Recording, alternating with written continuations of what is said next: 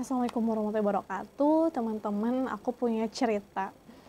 Mungkin ini menginspirasi ya, bagaimana ketangguhan seekor burung elang yang mungkin kita nggak banyak tahu ya, bahwa ujian itu nggak hanya kita aja loh yang ngerasain. Ternyata dari seekor burung elang yang tadinya masih kecil, masih disuapi oleh induknya, masih diberikan makanan, masih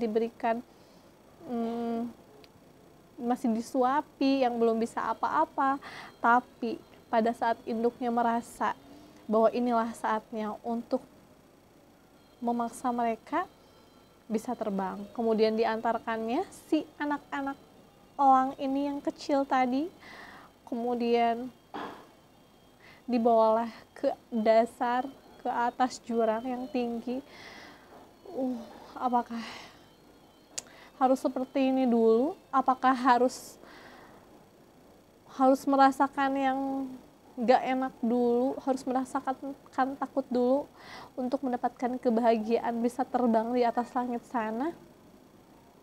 Kemudian dengan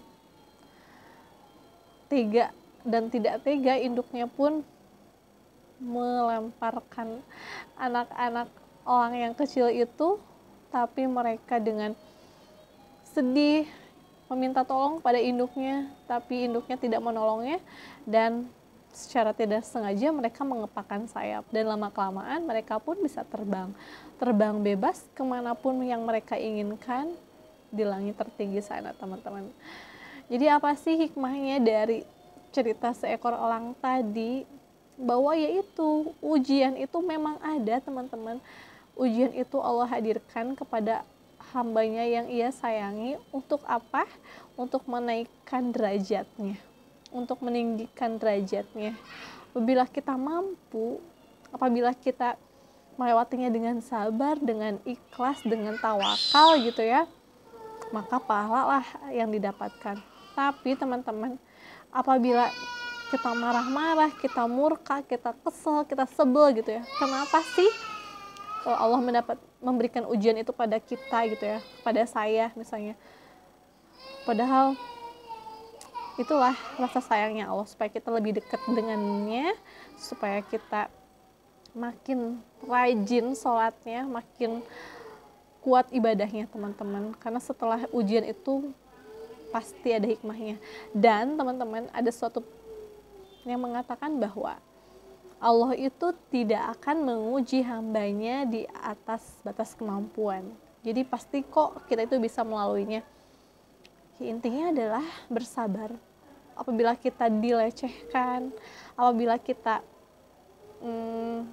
merasa kita itu nggak salah tapi disalahin gitu ya, betapa nggak enaknya kan kayak gitu. Apalagi misalnya difitnah ya, padahal kita tuh nggak ngelakuin itu, tapi kok malah kena marah, tapi kok malah kena fitnah, tapi kok malah dimarahin sama orang gitu, padahal kita nggak ngelakuin seperti apa yang mereka sampaikan gitu ya. Makanya itu ya teman-teman, bahwa pepatah mengatakan fitnah itu lebih kejam daripada pembunuhan. Serem banget ya, tapi itu bener loh teman-teman, sakit banget ya kalau misalnya kita merasa kita tuh nggak ngelakuin gitu, tapi kok kena marah. Tapi itulah intinya teman-teman, sabar. Dan apabila kita merasa dizolimi, kita kan nggak ngelakuin ya, tapi kenapa sih itu terjadi gitu ya. Nah mungkin itu waktu emas kita nih untuk berdoa, tapi berdoanya bukan yang jelek-jelek ya teman-teman, apalagi mendoakan orang yang zolim gitu ya. Jangan sampai deh doa jelek-jelek, karena ya doa itu balik lagi kok kepada diri kita sendiri.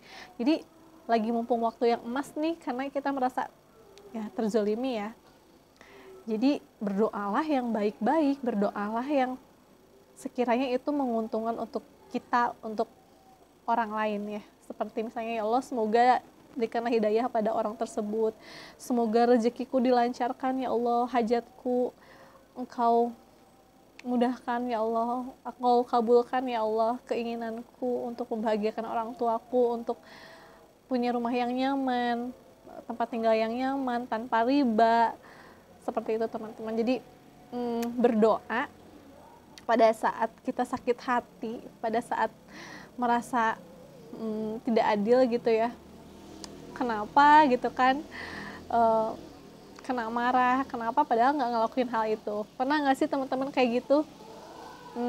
Aku sih kebenaran ya beberapa waktu lalu merasakan, dan memang sakit hati banget ya teman-teman, manusiawi gitu kan.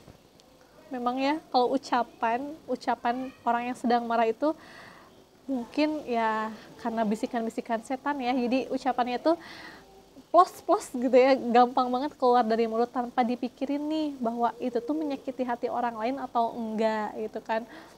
Mungkin merasa dia puas aja gitu mengutarakan isi hatinya, mengutarakan apa yang dia pikirin tanpa memikirkan apakah ucapan itu menyakiti hati orang lain atau enggak.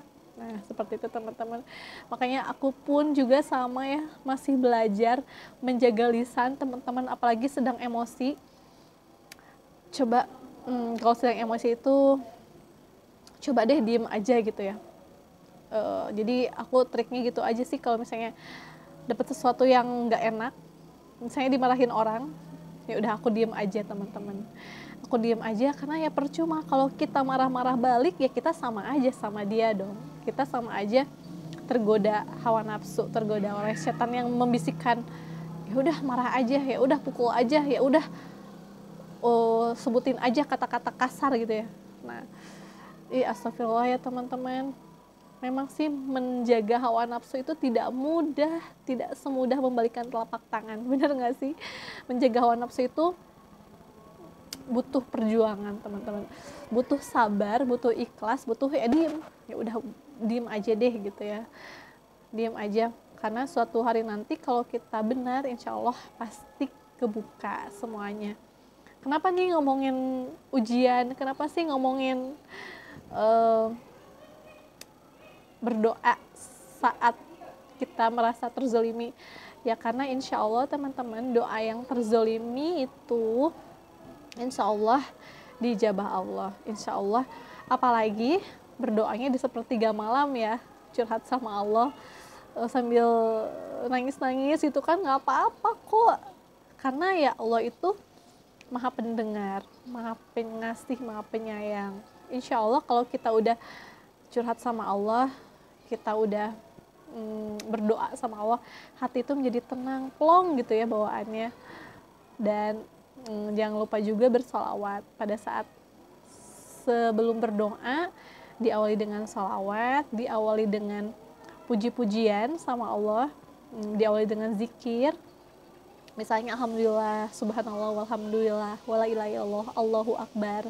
Kemudian diselingi dengan solawat, Allahumma sholli ala sayyidina Muhammad wa ali sayyidina Muhammad. Selawat apapun itu teman-teman semuanya baik kok. Kemudian kita berdoa, kita curhatnya sama Allah, masalah apapun itu pasti Allah mendengar. Dan Allah teman-teman gak akan membuka rahasia kita. Allah skip rahasia kita, cukup kita dan Allah yang tahu teman-teman.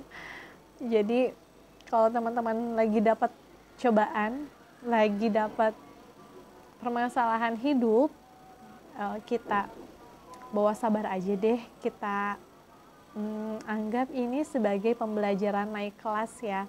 Biar apa? Biar nanti kedepannya kita kuat, kita survive, kita itu mampu kok melewati ujian ini. Intinya adalah jangan ikut-ikutan marah. Kalau misalnya orang lagi marah sama kita, udah dengerin aja, kita diem aja teman-teman. Diam itu emas ya, ada kalanya. Karena ya takut terpancing emosi ya, jadi lebih baik diem aja, kita curhatnya sama Allah aja teman-teman. Karena takutnya nih ya, kalau misalnya marah, kita ikut-ikutan marah pada orang yang zolim, pada orang yang marah sama kita, takutnya ada ucapan yang gak bikin enak orang lain gitu ya. Takutnya ucapan kita itu menyakiti, walaupun kita udah memberikan maaf nih kepada orang tersebut. Misalnya orang tersebut itu udah minta maaf ya, maafin ya kemarin aku nggak sengaja marah-marah sama kamu, aku punya darah tinggi nih, kalau misalnya aku nggak luapin marah itu ya aku sesek dadanya, misalnya katanya gitu ya. Tapi ya udah, dimaafin aja teman-teman. Buat apa? Ya biar supaya kita juga tenang ya, udah memaafkan. Walaupun nih kalau kita keinget pasti dong masih ada rasa-rasa duh sakit hati gitu ya, wajar. Kayak bagaikan kertas ya teman-teman, kertas yang putih yang bersih, kemudian kita cengkram dan kita lepaskan kembali, kita rapihkan kembali, apakah akan ada bekasnya? Tentu ada teman-teman. Jadi ya itu, kalau ucapan walaupun kita udah minta maaf, orang tersebut merasa sakit hati, pasti ada keingetnya teman-teman. Makanya apapun ujiannya kita sabar, apapun misalnya kita punya hajat nih tapi hajatnya belum terkabul, kita sabar. Kita dizolimi, kita sabar. Memang tidak mudah tapi pahalanya sungguh luar biasa dan akan berbuah manis teman-teman pada di akhirnya nanti. Berbeda sama yang orang yang gak sabar, ya terbawa emosi, jadi mungkin aja menyakiti orang lain, mungkin aja rezekinya jadi nggak lancar gitu ya. Kenapa kok rezekinya nggak lancar?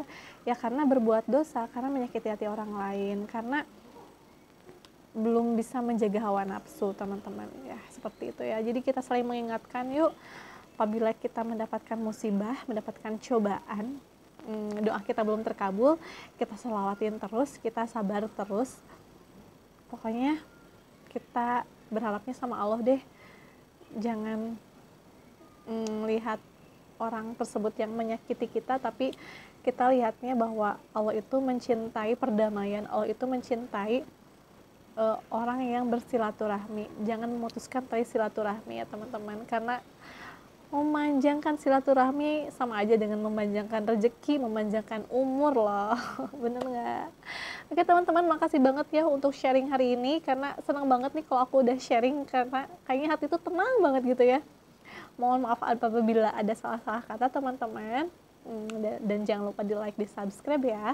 Assalamualaikum warahmatullahi wabarakatuh.